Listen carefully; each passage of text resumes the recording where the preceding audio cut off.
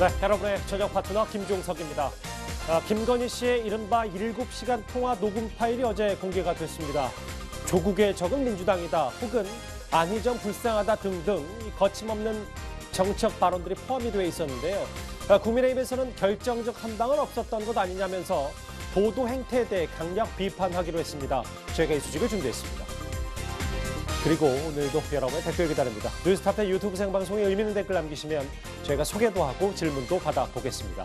멀리 가지 마십시오. 1분 뒤에 바로 돌아옵니다. Anything you can do, I can do better. I can do anything better than you. No, you can't. Yes, I can. No, you can't. Yes, I can. No, you Yes, can't. I can. Yes, I can.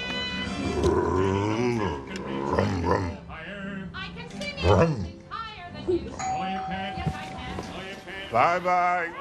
Yes, I can. No, you can't. Yes, I can. No, you can't. Yes, I can. No, you can't. Yes, I can. 압도적 최상위 SAT 등급 100%, 독보적 7가지 녹용 특허 노하우, 녹용의 원칙을 세우다 정관장 천록. 디지털 학습은 약정을 해야 하는 게 상식? 서밋은 95%가 무약정. 서밋은 이렇게나 비상식적. 서밋은 자신 있으니까. 대교 서밋. 저도 뭐 여자에서 뭐 여황제다, 서초동 캠프다 이런 얘기 많이 했잖아요. 네. 우리 캠프 엉망이다, 고쳐야 된다 이런 얘기 계속 나오잖아요. 그 얘기는 뭐냐면 결국은 이 캠프를 구성하고 관여하는데 본인이 직접적으로 관여해 왔다. 이거를 본인이 인정한 거잖아요. 그럼 이 정도 내용을 왜 방송에 못 나오게 하려고 그렇게 난리를 쳤어요? 이 정도의 내용조차 보도 안 되게 만들 정도로 김건희 씨가 과연 세구나, 실세구나. 예. 어제 방송 전만 하더라도 민주당 선대위 카피라이터인 정철 카피라이터는 지상파 시청을 50% 한 번에 봅시다. 김건희의 7시간 볼 수 있는 거니 왜 이리 시간이 안 가지라고 했다가 보도 이후에는 조금 신중하는, 자중하는 분위기가 역력한 거 아닌가. 그만큼 민주당 내에서도 뭐 핵폭탄급 발언은 없지 않았냐 이런 평가가 좀 있었던 것 같습니다. 어떻게 보십니까? 사실은 저는 이 지금 이렇게 녹취록을 까고 이 보도 자체가 공개하고요, 예, 정상적인 것은 아니라고 생각합니다. 아하. 그래서 이미 물이 엎질러졌기 때문에 이걸 가지고 또 논쟁을 하고 있는데 사회가 점점 극단으로 치닫고 있고 막장으로 가고 있는 것 아닌가 하는 좀 자성을 좀 해봐야 된다고 생각하고요. 이게 이제 몇 달 전에 저는 이제 국힘에서 원희룡 후보, 당시 후보와 이준석 대표가 또 녹취록 까면서 또 공방을 벌인 적도 있었잖아요. 녹취록 공개하면서요. 네, 사실 그때도 사실 예. 비판적이었거든요. 예. 녹취록까지 깔 일이 뭐가 있나. 예. 근데 지금도 사실은 그러한 상황이라고 봅니다. 이게 우리가 지금 어떻게 보면 공격을 하는 입장이니까 이렇게 얘기를 할 수 있지. 민주당에서는. 이게 또 공격을 받는 쪽의 입장이라고 생각해 본다면 그렇게 적절한 건 아니라고 봅니다. 그래서 우리가 내밀한 사적 통화나 이런 것들을 계속 공론장으로 끌어내고 그것들을 통해서 대선의 어떤 바로미터 혹은 국민들이 이걸 가지고 판단할 수 있게끔 계속 근거로 삼는다는 것은 정치권 전체가 정말 반성해야 되는 일입니다. 네. 민주당 이동학 네.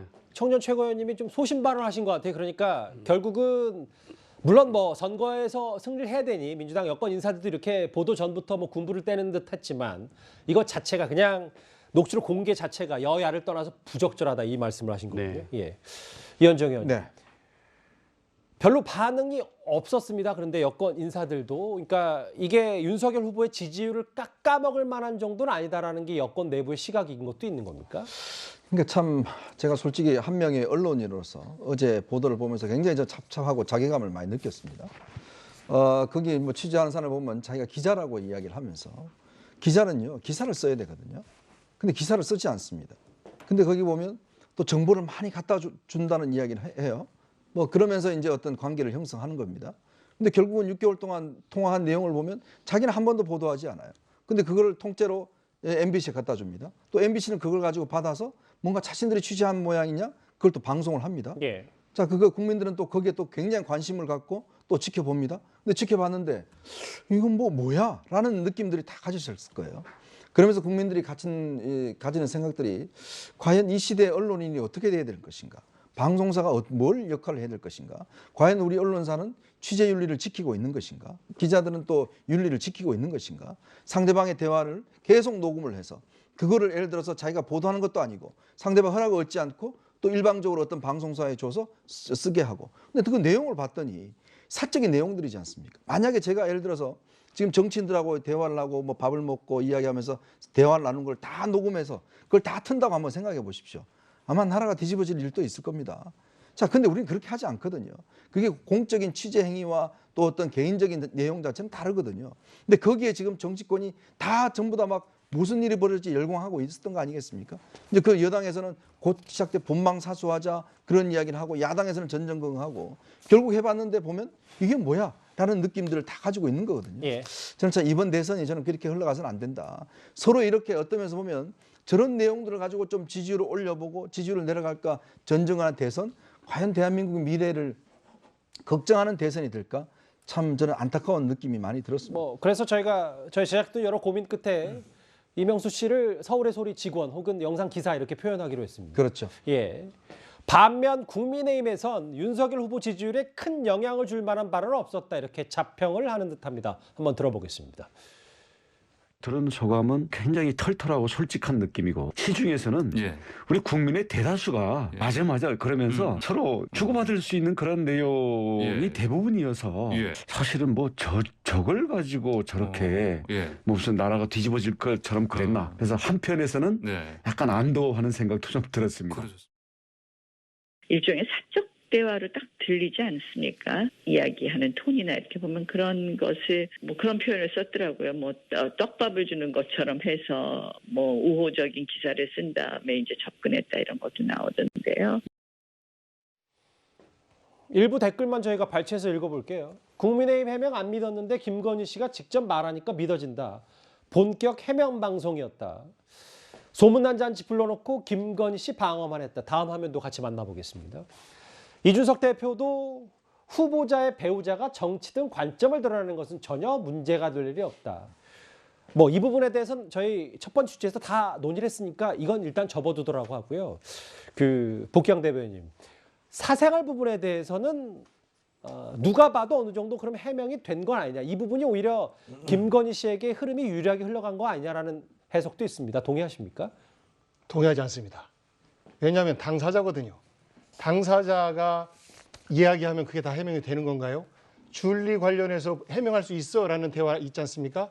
해명하시면 되잖아요. 해명할 수 있어라는 것이 해명은 아니잖아요. 예. 스페인 여행과 관련해서도 그동안 한 번의 언급이 없었어요. 심지어는 부정하는 발언도 있었습니다. 그런데 이제 이게 패키지 여행이었다라는 이야기를 어제 처음으로 공개된 거예요. 그리고 이 출입국 관리소의 자료, 이 부분에 대해서도 아직도 해명이 안 되고 있는데 이런 것들에 대해서 어떠하게 나는 이렇게 해명을 한다라고 하면 모르겠는데 할 수 있어라는 것이 해명으로 받아들일 수 있는 아마 우리 국민들은 없지 않을까 싶어요. 그리고 그 이전에 이 방송에 대해서 왜 이렇게 국민들이 많이 궁금했냐면 김건희 씨가 갖고 있는 여러 가지 의혹, 줄리 의혹부터 시작해서 최근 유흥업소 종사 의혹이요. 확인된 그런 합격력 위조 이런 것들에 대해서도 명쾌하게 해명되고 알겠습니다. 있는 것들이 없다 보니까 그러면 도대체 뭐가 나오려고 그러지 하면서 국민들이 많이 궁금해했고 특히나 국민의힘 쪽에서는 이것을 방송금지 가처분 신청까지 하다 보니까 야 이게 뭔가 있나 보다라는 이런 궁금증이 폭발하면서 관심을 더 많이 보였던 것 같은데 결국은 서로 긴장한 취재원과 기자 사이에 한 사람은 정보원으로 쓰려고 하고 한쪽에서는 취재를 하려고 하다 보니까 사실상의 결정적인 내용들은 없었던 것 아닌가 이렇게 평가하고 있습니다. 예. 물론 국민의힘 반면 민주당은 당 차원에서 여러 논평을 일단 자제하고 있습니다. 그럼에도 여권 인사 가운데 한 명인 추미애 전 장관이 이런 얘기를 했어요. 윤석열 후보를 뒤에서 주종하는 김건희 씨는 최서원 씨보다 훨씬 은근하고 영악하다라는 표현에 또 국민의힘도 또 명예선대본부장 아니냐라고 했는데 일단 추 전 장관은 계속해서 윤석열 후보를 좀 자제 분위기에서도 공격하고 있거든요.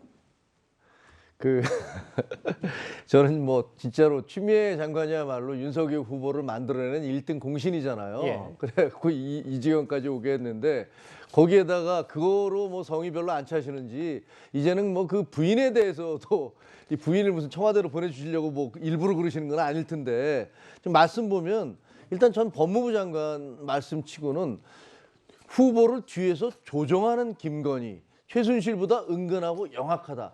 글쎄요, 이게 전직 법무부 장관께서 하실 수 있는 표현인 건지 잘 모르겠어요. 예. 조종하는 근거가 뭐죠? 그 무슨 증거가 있나요?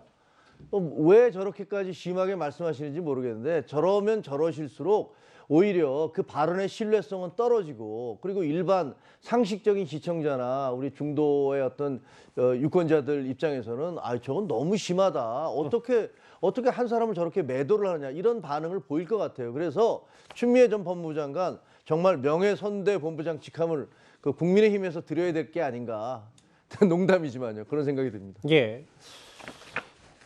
예, 복 대변인님이요. 추 전 장관 말씀에서 하신 말씀이 있습니다. 추미애 장관은 어쨌거나 이제 그 윤석열 총장과의 갈등 속에서 사실 법무부 장관까지 그만뒀는데 예. 실제 그 업무 정지 어떤 그 징계를 내리고 한 것들이 법원에서는 받아들여졌습니다. 그래서 예. 추미애 전 장관의 그런 행정 행위가 옳았다라는 것이 이제 법 과정을 통해서 증명이 되고 있고 예. 그러다 보니까 이제 추미애 장관은 본인의 알겠습니다. 목소리, 윤석열 당시 검찰총장과 관련된 목소리는 적극적으로 내려고 하는 이런 것들이 보이고 여기에서 조종한다라고 하는 것을 이제 그 녹취 내용 속에서 도사들과 이야기하는 것을 더 좋아한다, 뭐 이런 것들 속에서 무속인 최서원 씨 시즌 2가 연상된다 이렇게 연결시킨 거 아닌가 싶습니다. 예. 방송 얘기를 좀 해보겠습니다. 녹음 파일을 보도한 MBC의 그 프로그램은요. 평소 2%대 시청률이 나오다가 어제는 시청률이 17% 자체 최고 시청률 기록했습니다. 그런데 방송 이후 시청자들의 불만 폭주도 좀 있고요. 서울의 소리 측, 그러니까 김건희 씨의 녹음 파일을 건넨 서울의 소리 측도 부정적인 입장을 내비쳤습니다. 한번 들어보겠습니다. 상당히 실망스러운 부분이 많았고요. 녹취록 부분 공정을 보면 중요 대목들을 빼고 한 부분들은 왜 그랬는지, 그게 뭐 법원의 판결 때문에 그랬는지, 어떤 의도가 있어서 그랬는지 그렇습니다. 저희가 하도 답답해서 빠뜨린 부분을 저희 서울의 소리 그 홈페이지 어제 새벽에 올려놨어요. 제가 보기에는 전체 맥락이 덜 단둘 게 아니라 상당히 중요한 부분이 빠졌다. 그 부분을 뺀 부분이 저는 의아하다. 제가 괜히 MBC 측에 줬나 이런 생각도 드는데. 녹음 파일을 MBC에 괜히 줬나라는 발언까지 했어요. 국민의힘에서는 이게 정상적인 취재와 보도냐며 MBC의 보도 행태에 대해서 좌시하지 않겠다 이렇게 말했습니다. 언론이라고 부르기도 민망한 친여 매체 기자가 불법 녹음한 후보 배우자의 사적인 대화 내용을 MBC에서 방송했습니다. 단순한 불공정을 넘어 매우 악질적인 정치 공작 행위로 규정합니다. 불법 녹취가 6개월여에 걸쳐 조직적으로 치밀하게 행해진 것은 단순히 취재 윤리 위반을 넘어서 정치 공작 행위입니다. 양측의 목소리를 좀 들어봤습니다. 이현정 의원님. 네. 근데 서울의 소리 대표조차 왜 이 녹음 파일을 괜히 MBC 측에 줬나 이런 생각도 든다. 지금 MBC는 양쪽에서도 좀 비판을 받는 모양새거든요. 일단 이 서울의 소리라는 곳이 이제 응징 언론이라는 걸 표방하는 데입니다. 어디 가서 뭐 멱살도 잡고 막 이런 걸 다 찍어서 이렇게 하는 데인데 글쎄요, 본인들이 이렇게 해서 본인들은 이 내보내지 않고 MBC 측에 준 것 자체도 저는 굉장히 문제라고 보고요. 또 MBC도 이 부분에 대해서 뭔가 내부적인 어떤 본인들은 이제 공익이라고 이야기를 합니다. 예. 특히 이제 대통령 후보자 부인의 어떤 이런 정책인 입장이나 이런 것들은 공익 차원이다 이야기를 하고 있는데요. 자, 그렇다면 저는 그런 어떤 공익의 잣대라고 한다면 오히려 제일 중요한 건 일단 후보자의 어떤 그런 게 아니겠습니까? 근데 우리가 보통 지금 이 지상파나 이 종편 방송 같은 경우는 한 번도 이재명 후보의 그런 욕설을 방송한 적이 없습니다. 그건 어떤 면에서 보면 자, 이 똑같은 기준으로 이야기하자면 그것 또한 후보자의 기본적인 인성과 공익과 관련된 부분이지 않습니까? 근데 그걸 하지 않아요. 왜냐? 그건 가족 간에 이루어진 이야기고 그 내용 자체가 우리가 방송을 하기에 부적합하기 때문에 안 하는 거거든요. 예. 그게 우리가 어떤 취재의 윤리입니다. 그런데 지금 MBC는 이 후보자 부인의 것에 대해서는 그런 적용을 아주 공익이라는 작용을 대면서 후보자에 대해서는 그걸 하지 않는단 말이죠. 그러니까 야당에서 바로 이야기하는 거 아니겠습니까? 아니 저 중요한 걸 우리가 후보자를 뽑는 건데 그 후보자 뽑는 그 외 녹취는 왜 안 틀고 그렇게 부인에 대해서는 왜 공익을 이야기하느냐 이런 지금 이중잣대를 이야기하고 있는 거거든요. 예. 저는 그 부분에 대해서 MBC는 대답을 해야 됩니다. 왜? 그렇다면 똑같은 잣대라면 후보자의 어떤 인성과 후보자의 통화 내용에 대해서는 왜 이야기를 하지 않고 후보자 부인의 것에 대해서는 그렇게 공익을 이야기를 하는 것인지 그 부분 아마 MBC가 답해야 될 저는 부분이라고 생각이 됩니다. 저는 이 취재가 공익이라는 거를 전혀 인정할 수가 없거든요. 예. 그럼 예를 들어 보세요. 저분이 방송 나가고 난 다음에 오히려 거꾸로 역풍이 부니까 백은정 대표라는 사람이 뭐라 그랬냐면 MBC에 괜히 줬나? 그러고 나서 또 그 뭐라 그러냐면 야 화술이 대단하다. 이분하고 대화하면 누구나 빨려 들어갈 수밖에 없겠구나. 이렇게 얘기를 해요. 그러니까 예. 김건희 씨에 대해서. 그러니까 이 얘기는 야 지금 김건희 화술이 대단한데 저 말을 믿으면 안 돼라는 것들을 깔고 있는 거잖아요. 뉘앙스를. 그러니까 이 백은정 씨라는 부분은 이 녹취를 하고 취재를 한 그 의도가 공익이 아니라 특정의 목적으로 상황을 몰아가기 위해서 했다는 것을 너무나 분명하게 자기 입으로 지금 그걸 증명해주고 있는 거예요.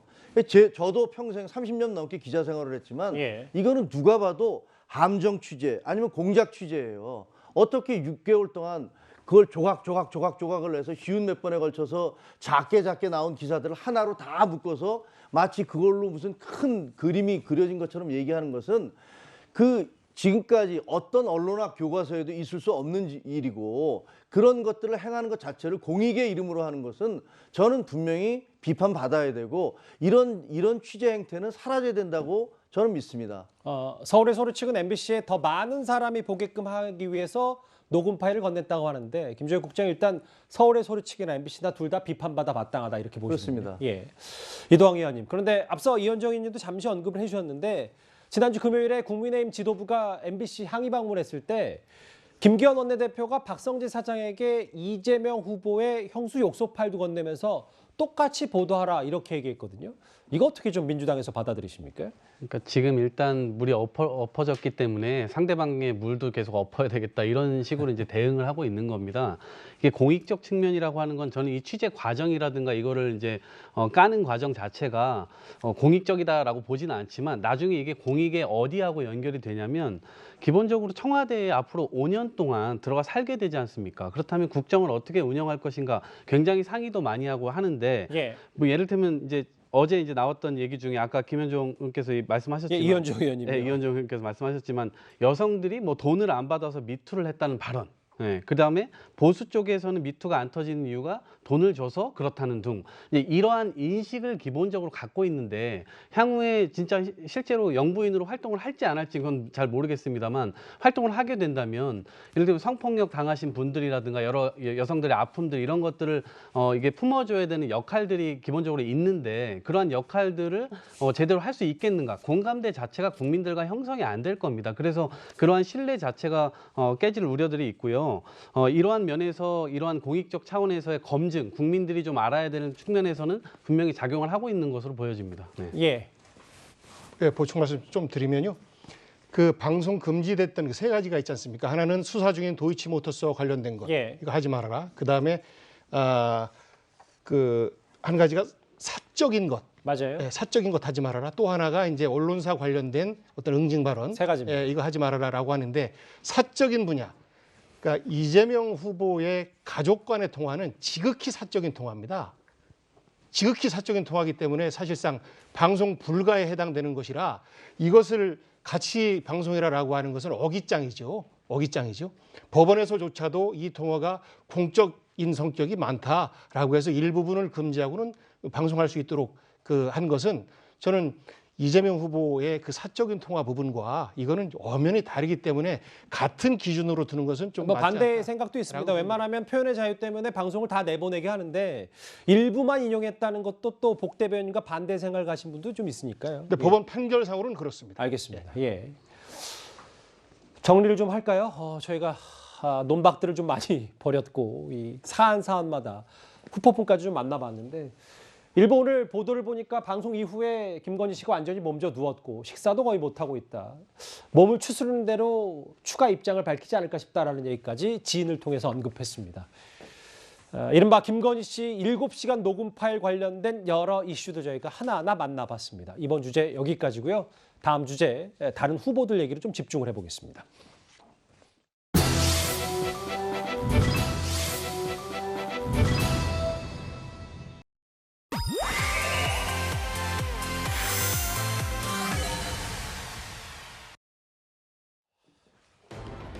저희가 준비한 2위부터 만나보겠습니다.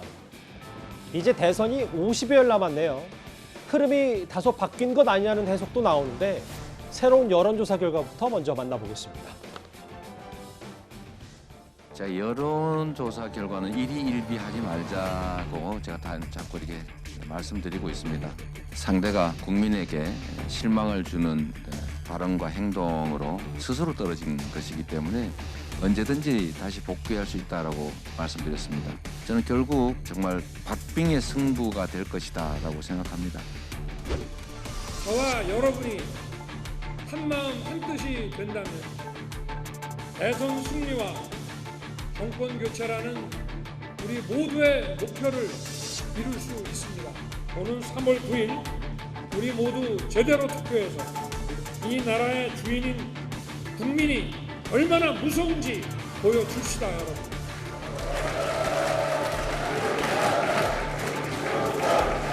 존경하는 당원 동지 여러분, 그리고 우리 시민 여러분, 제게 힘을 모아주십시오.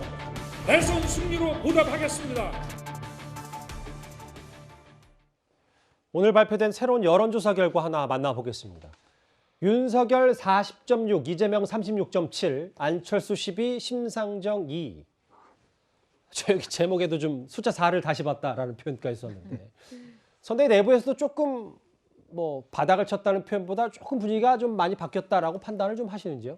예, 지난주 한 월화 여론조사 때부터 이제 회복하는 여론조사가 좀 나왔고요. 그래서 사실 이제 여론조사가 이제 계속 상승세에 있기 때문에 이전의 지지율을 회복하는 단계 아닌가 싶습니다. 그러니까 말씀하신 것처럼 최저점을 치고 이제 반등을 하고 있다고 대부분의 여론조사 전문가들이 얘기를 하고 있고요.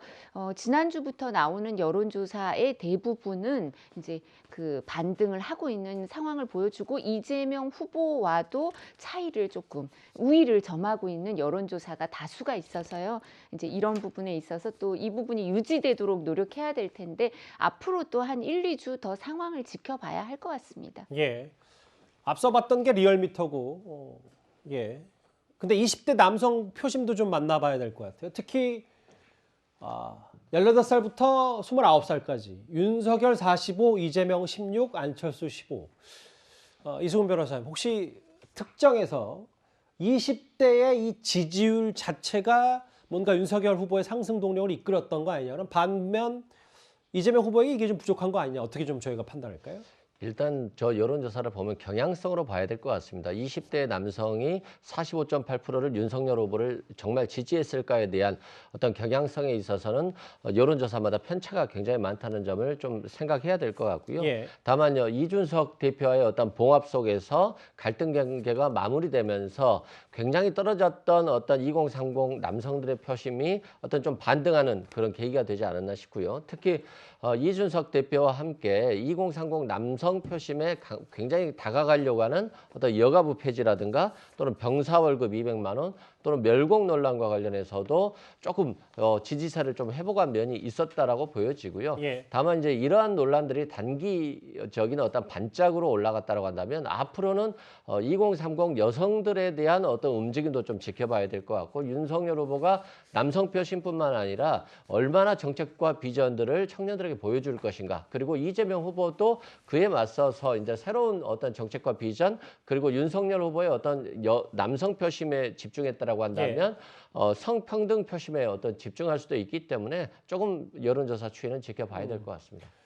이 20대 표심 한번 만나봤는데 특히 20대 남성 표심과도 밀접한 관련이 있는 게 바로 이른바 멸공 논란, 지난주에 불거졌던 이 얘기입니다. 그런데 이재명 후보도 여기 한마디를 주말 사이에 했는데요. 논란거리가 있습니다. 한번 들어보겠습니다.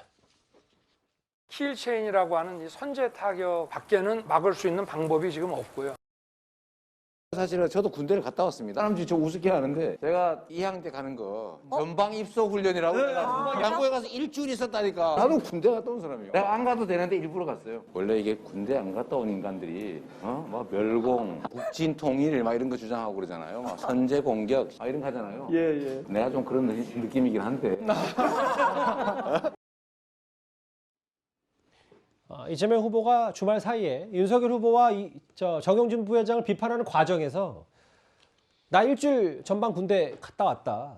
원래 군대 안 갔던 사람들, 인간들이라고 직접적으로는 인간들이라고 표현했는데 멸공과 선제 공격을 주장한다. 이렇게 얘기를 좀 했거든요. 이 대학교 때 전방 입소하고 문부대 갔다 온 거를 군대 갔다 왔다 이야기를 하면 굉장히 혼납니다. 어디 가서 그런 이야기 하시면 안 되고요. 지금 이제 이 이야기는 제가 민주당이나 이재명 후보한테 드리는 제가 고언인데요. 지금 이 안보 문제는요. 지금 586들의 시각하고 2030 시각하고 전혀 다릅니다. 예. 제가 저희 자녀들이나 2030들하고 이야기를 해보면요. 586들은 예전에 이제 남북 화해, 무슨 북한 바로 알기 등등 이런 걸 많이 해서 이 평화 이런 걸 굉장히 중요시하는데요.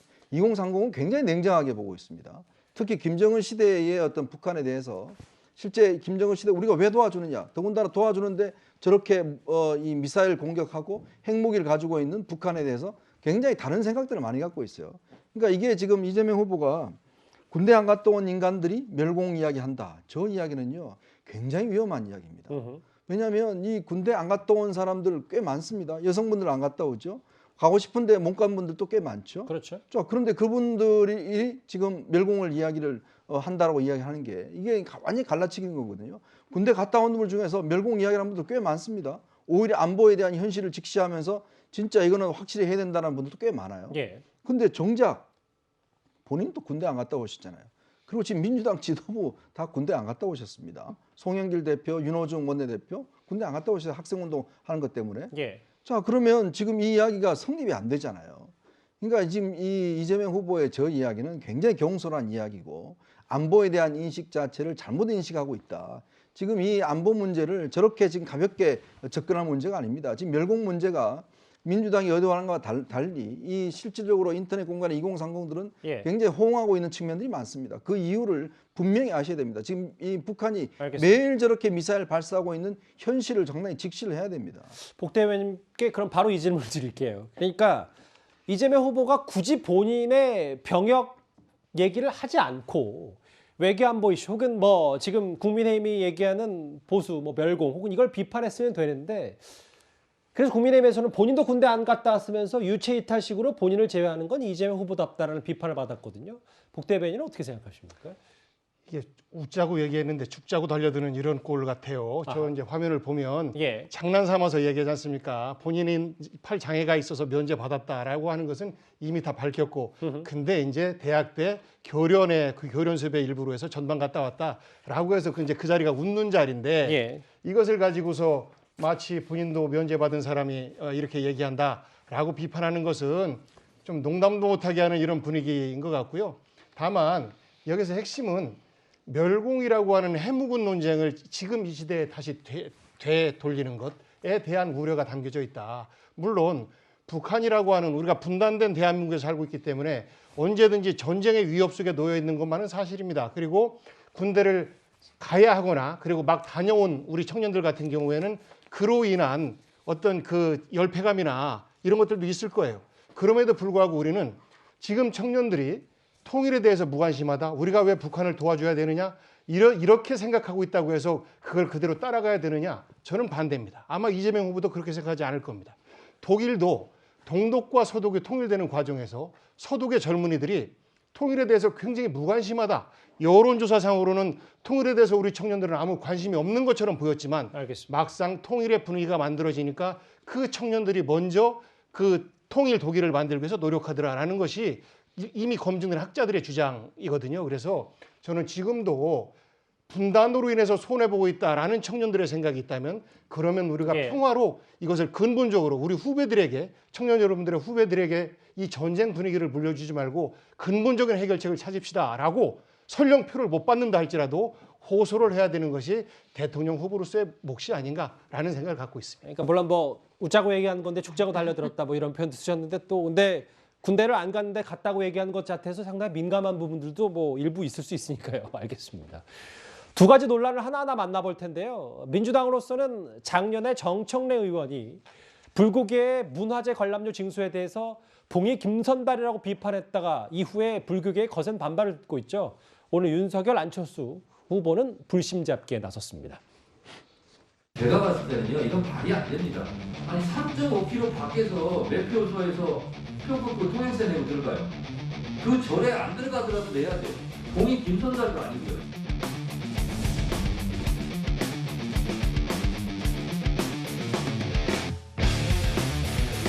다시 한번 성찰하는 그런 마음을 더해서 죄송하다는 뜻으로 그리고 용서를 구하는 마음으로 발배를 드리게 됐습니다.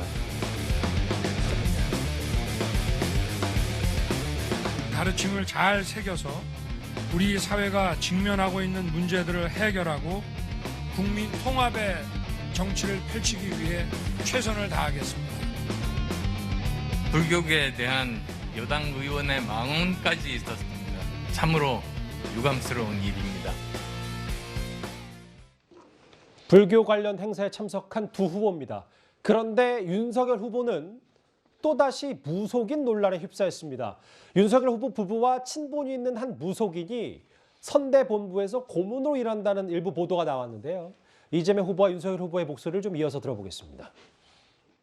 설마 저는 사실이 아닐 거라고 믿고 싶습니다. 우리 윤석열 후보님 혹시라도 그런 요소가 있다면 지금부터라도 철저하게 제거하고 본인의 역량을 강화하시고 이거는 개인 사업도 아니고 한 개인의 운명이 달린 일도 아니어서 그렇게 누구 심심해서 전 보듯이 누군가에게 운수에 맡겨서 결정할 일이 아니다.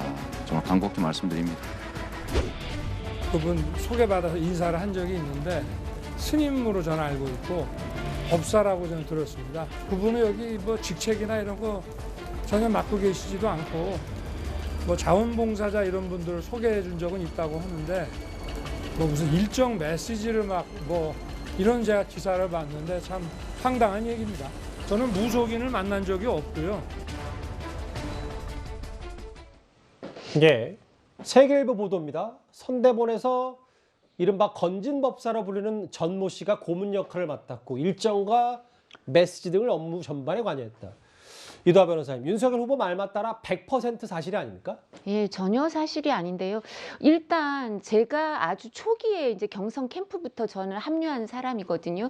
뭐 7월 23일인가 24일 그 정도에 제가 합류를 했었는데 이분을 전혀 모르겠어요. 일단 제가 전혀 모르는 분이고요. 예. 뿐만 아니라 일정이랑 메시지 이 부분 얘기를 하시는데 제가 합류하기 전부터 저희 이제 일정 팀이 있어요. 그 일정 팀이 지금도 관여를 하고 있는데 그 옛날부터 우리 당 사무처에서 일을 하고 당에 있던 사람들이 그 팀의 주축이고 일부는 뭐 청와대에서 근무했던 직원들이 있고 이렇기 때문에요. 신원이 확실한 사람들이고 이 메시지랑 관련돼서도 이 메시지 팀도 사실 이제 뭐 그 MB 정부 때 청와대에 있다 나와서 이 메시지 팀에 일을 하는 사람도 있었고 지금은 어떠냐 하면 2030 청년 보좌역들이 주로 이 메시지랑 관련된 일을 하고 있어서요. 그래서 후보 비서실이 또 일정하고 메시지를 조금 관여하거나 아니면 지금은 선대본부가 좀 이 부분에 관여하는데 전혀 그런 이분을 전혀 모르겠고 이런 분이 거기에 속한 분도 아니어서 이건 예. 전혀 사실이 아닙니다. 화면 설명 하나 더 해볼게요. 홍준표 의원이 이걸 최순실 사태, 최서원 사태로 올라갈까 걱정이다라는 글을 올렸다가 삭제를 했고 3월 9일 대선까지 다물겠다. 무속인 논란 잘 넘기시기를 이라는 글도 했습니다. 전혀 사실 무근이라면 이수훈 변호사님. 오늘 여당에서 강선우 대변인인가요? 그러니까 윤석열 후보가 검찰총장 시절에 신천지 강제 수사를 거부했다. 이 논란을 끌어왔는데 그럼 이건 좀 무리한 의혹 제기 아닌지 어떻게 좀 보십니까? 이게 이제 실제 사실관계 좀 확인이 필요할 것 같습니다. 다만 저 무속인이라고 하는 칭하는 이런 전 씨라고 하시는 분이 실제 윤석열 총장에게 그런 조언을 했다는 거예요. 신천지도 어떤 영매이고 그렇기 때문에 여기에 대한 압수수색을 통해서 어떤 교인 명단을 확보하는 것은 향후 본인의 어떤 걸림돌이 될 수도 있고 또한 손에 피를 묻히는 것이니까 하지 말라 이런 취지의 발언을 했다는 거 본인이 전 씨가 그렇게 얘기를 하고 다녔다는 겁니다. 예. 그래서 이런 경우는 굉장히 국민들이 이제 왕자 논란에서 비롯됐듯이 무속인 논란이 계속적으로 윤석열 후보를 따라다니기 때문에 정작 국가를 운영해야 될 분이 혹시 무속인에게 물어보고 하는 거 아니냐 이런 이제 논란이 되고 있고 예. 실제 전 씨 같은 경우는 상임 고문으로서 활동을 했다고 합니다. 그래서 여기 보니까 법당도 있고 여기 신점이나 이런 등을 통해서 무속 활동을 했다고 하는 거니까 그것에 대해서 국민들이 우려하는 부분이 충분히 있다 이렇게 생각됩니다. 예. 제가 조금 보충해서 설명을 드리자면 저희가 이제 오늘도 임명장 문제 때문에 이제 법률 자문을 하고 왔는데 그렇다면 그분이 이 여기서 언론에서 보도를 하려면 임명을 받았다든가 임명장을 받았다든가 그리고 그 임명장이 정말 우리 조직 본부에서 발급한 게 맞는지 이 정도는 확인을 하고 보도를 했어야 되는 게 아닌가. 상임 고문으로 일했다는 걸 그냥 말씀하시면 안 되죠. 예. 그리고 또 하나 그 신천지 관련해서도 그 당시 아마 추미애 장관이 법무부 장관이었을 텐데 예. 왜 압수수색을 빨리 안 하냐 이런 얘기가 있었어요. 그랬을 때 윤석열 검찰총장이 그 당시 이제 후보가 검찰총장이던 시절에 이렇게 답변을 했습니다. 이 부분과 관련해서 종교단체는 잘못 이 압수수색을 강압적으로 이거를 명단을 확보하려고 하거나 하면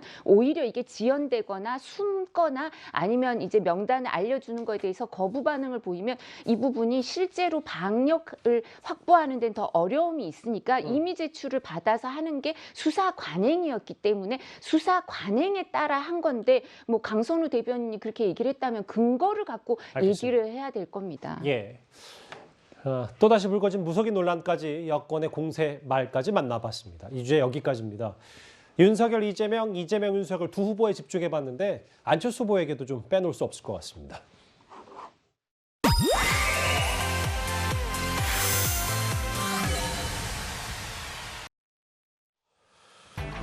야권 후보 단일화 문제를 놓고 정치권이 촉각을 곤두세우고 있죠. 그런데 안철수 후보 이제는 신조어인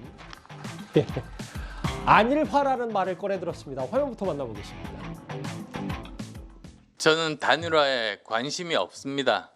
그러니까 당연히 뭐 조건이라든지 이런 것에 대해서 생각해 본 적이 없습니다. 저는 대통령 선거에 출마한 이유가 제가 대통령이 되고 정권 교체를 하겠다 그렇게 나온 겁니다. 주말에 안일화라는 말을 하셨는데 이게 단일화의 가능성을 열어뒀다는 해석을 해도 될까요? 저는 안일화라는 이야기가 시중에 돈다는 말을 전달한 것뿐입니다. 혹시 안일화라고도 못 들어봤나? 안철수도 단일화다. 제가 야권 대표 선수로 나가면 압도적습니다. 그러면서 그 3월 9일, 3월 8일까지 완주할 것이다라고 다시 재차 밝혔거든요. 저는 안일화라는 이야기를 안철수 대표한테 처음 들었는데 저도 많이 이렇게 살펴보지만 딴 데서 못 들어봤는데 어디서 들으신지 모르겠어요. 이걸 뭐 육보 이렇게 좀 확산시키려고 하시는 이야기가 아닌가 생각이 들고 자 안철수 후보가 처음에 이 대선의 후보로 출마할 때 제일 먼저 첫 번째가 뭐냐면 정권 교체였습니다. 예. 정권 교체를 위해서 본인은 나왔다라고 이야기를 하고 있어요. 근데 지금 이 여론조사가 올라가니까 내가 끝까지 완주하겠다라고 이야기를 하고 있습니다. 그렇다면 안철수 후보에게 제가 묻고 싶은 게 뭐냐면 본인이 이 대선에 출마한 게 첫 번째 목적 내가 끝까지 완주하기 위해서 당선되기 위해서 나온 것인지 아니면 정권 교체라는 그거를 달성하기 위해서 나온 것인지 이걸 좀 명확히 해야 될 것 같아요. 지금 말이 좀 바뀌신 것 같습니다. 그러니까 여론이 올라가니까 이제는 내가 돼야 된다. 내가 끝까지 간다. 물론 이제 지금 단일화의 이야기가 본인 입에서 나오는 순간 지지율이 이제 어떤 면에서 보면 떨어질 수 있기 때문에 이제 그런 이야기를 하는지 모르겠지만 안철수 대표가 지난 이 4.7 재보궐선거 때 와서 이제 본인은 서울시장 나오면 안 나오겠다는 이야기를 했지 않습니까? 근데도 본인이 이제 또 대선에 나오셨잖아요.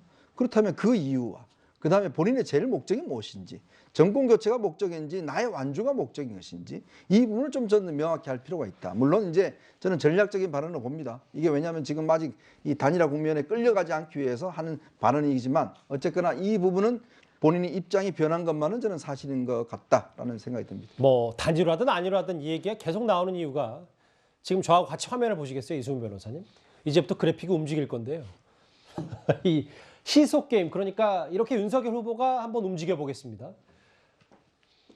내려가면 안철수 후보가 올라가고, 반면에 윤석열 후보가 이렇게 시소해서 올라가면 안철수 후보는 내려가고, 이거 좀 반대로 됐는데 어찌됐건 시속 게임, 총합은 똑같은데 양쪽이 나눠 먹는 거 아니냐. 그러니까 계속 단일화 얘기가 좀 나올 수밖에 없는 것 같습니다. 그렇죠. 뭐 서로 반사체인 거죠. 윤석열 후보가 실수하면 안철수 후보가 올라가고 또 안철수 후보가 떨어지면 윤석열 후보가 올라가기 때문에 결국에는 서로 간의 반사체 역할을 하고 있다 생각이 되고, 최근에 안철수 후보의 지지율이 떨어지는 것은 안철수 후보가 단일화에 관심이 없다 이렇게 하니까 떨어지는 것 같습니다. 왜냐하면 국민의힘 지지자들 중에 상당수가 안철수 후보와 윤석열 후보의 단일화를 원했던 것인데, 안철수 후보가 자꾸 관심 없다 하니까 국민들의 관심도 떨어지는 거 아닌가 싶고요.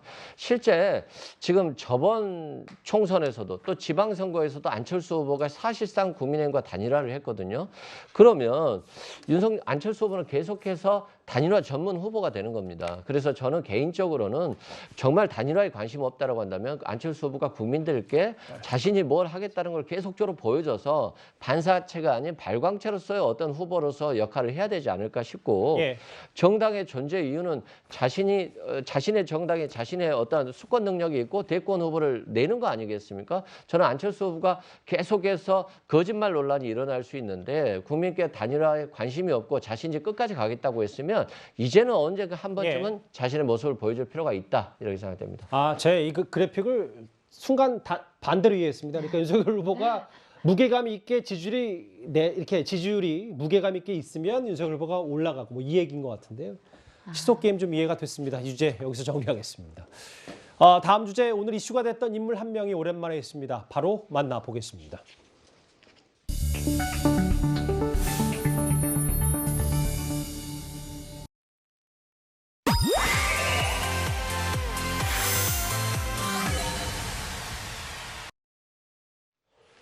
예, 조국 전 장관 딸 조민 씨가요, 경상남도 진주에 있는 국립경상대병원 응급의학과 레지던트에 지원을 했습니다. 2명 뽑는데 혼자 지원을 한 셈이 됐습니다.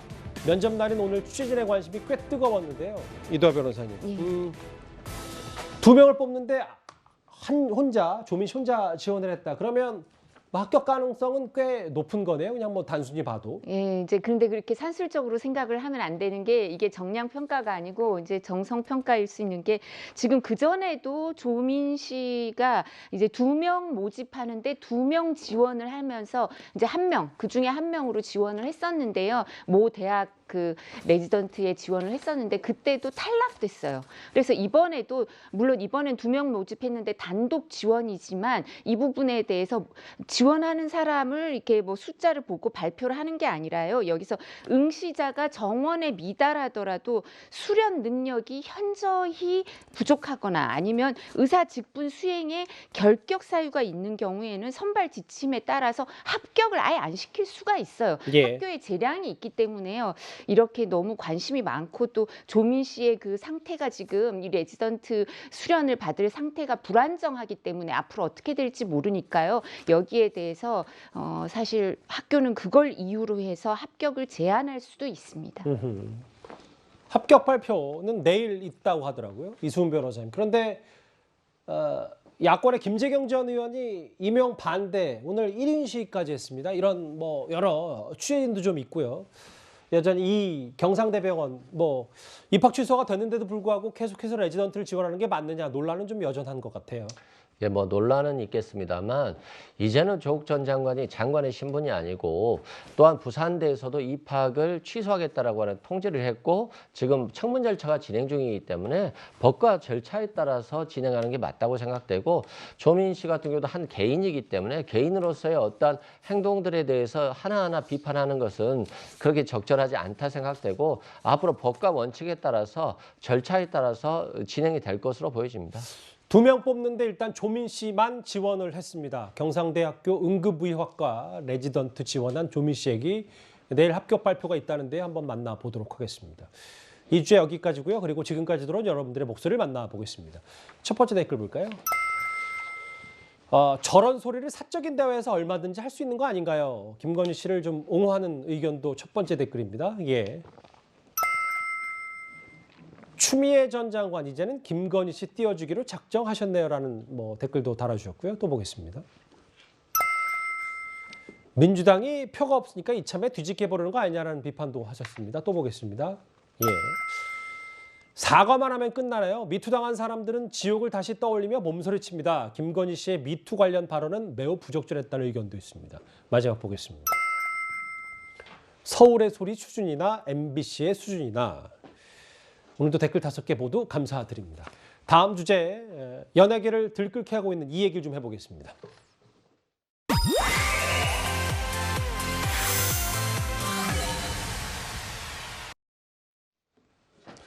예전에는 악성 댓글을 단 사람들을 법적 대응하는 경우가 연예인들이 많았다면 최근에는요.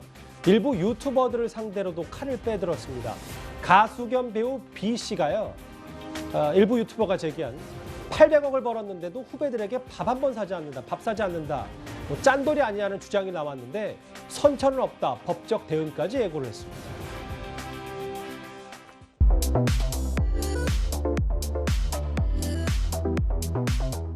감독님 연기 잘하고 있어요? 최고예요. 제가 본 여자 연예인들이 제일 예뻐.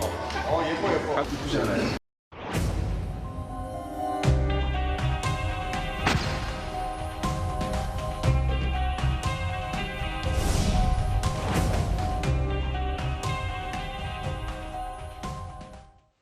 예, 이승훈 변호사님. 일부 유튜버가 B는 800억대 자산가인데 후배들에게 밥을 안 산다라는 얘기를 좀 본인 방송에서 한 모양이에요. 그랬더니 짠돌이 루머에 법적 대응, 선처 없다.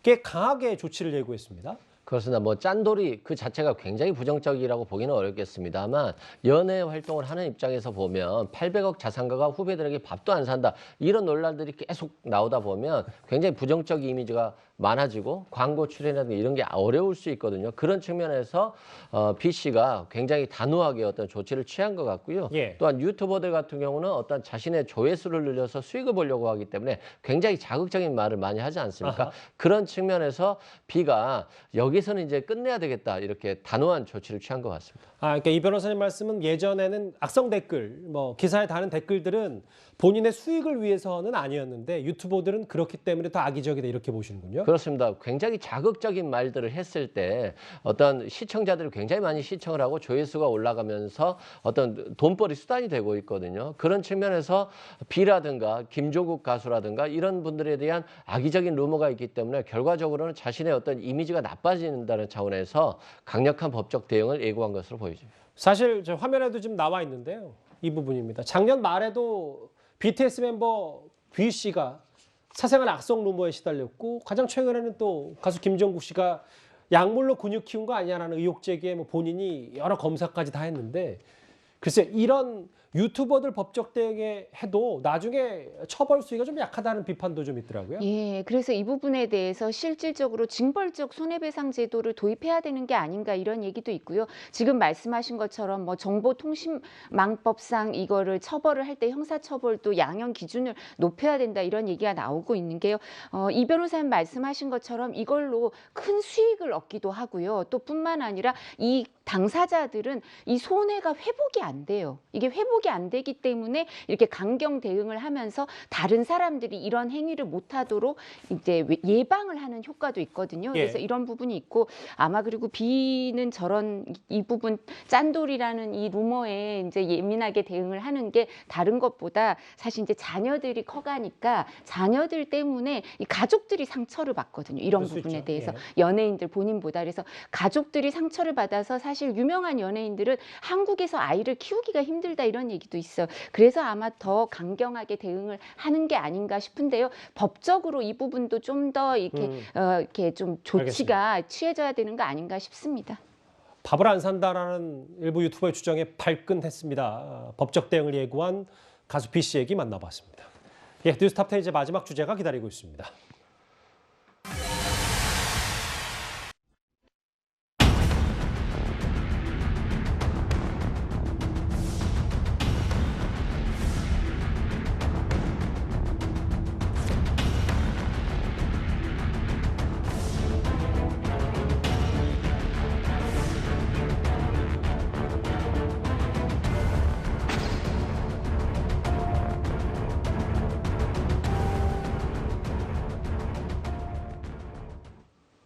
예, 월요일 뉴스 탑10 준비한 소식은 여기까지입니다. 여러분 고맙습니다.